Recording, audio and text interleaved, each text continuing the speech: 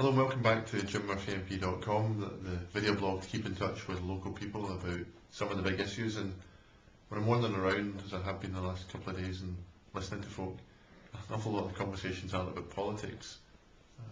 It's about football. Some have been about Wimbledon, of course, but mostly about football. And I had, in my blog and elsewhere, predicted Brazil would have a great chance to win the World Cup. They went out to the Dutch. I had said, well, if the Brazilians aren't going to win, the Argentinians, probably despite Diego Maradona, looked pretty impressive, and they lost to the Germans.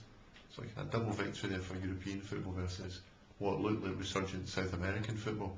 So based on my predictions, I'm not going to make any prediction for the final. I just hope it's a great advert for football and a continuing success for South Africa, because an awful lot of people said, don't go to South Africa for the World Cup. It won't be properly organised, the stadiums won't be built in time, worries about crime. And thus far, it's been a spectacular success, so well done to everyone in South Africa for organising it and proving some of these naysayers and sceptics absolutely wrong. Now, when people are talking about politics locally, when you get away from the conversations about the World Cup, I think the big things are just worries about unemployment and just why is VAT going up? But VAT is an unfair tax in the way in which they're proposing it to go up to 20%. It's a 4 times the impact on the poorest families than this for the more prosperous. And while no one should be punished and we should be careful about these things, they set out deliberately, I think, to punish the poor through a budget. It's just back to the old days of the Tory party where they didn't seem to care about the decent people in the middle who just work hard and abide by the rules.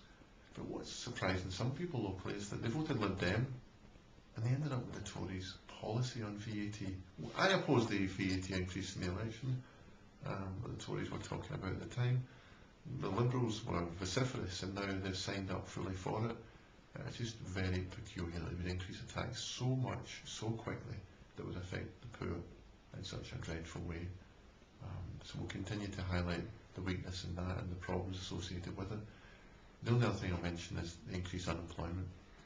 I think as we just start to come out of the recession, the cuts that they've proposed in the budget and they've announced since and things like Future Jobs Fund, I think is too much too quickly. They don't need to be doing it this quickly, but they've chosen for reasons of politics to do it.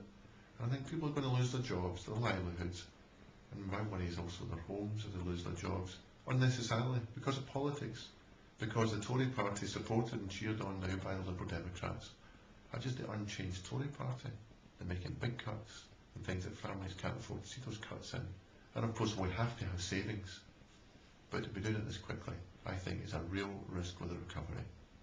And the Office of Budget Responsibility and others have predicted big increases in unemployment, and that is directly as a consequence of the Tory party and the Liberal party working together to make cuts in Scotland and across the rest of the UK that I think we'll feel the consequence for generations to come.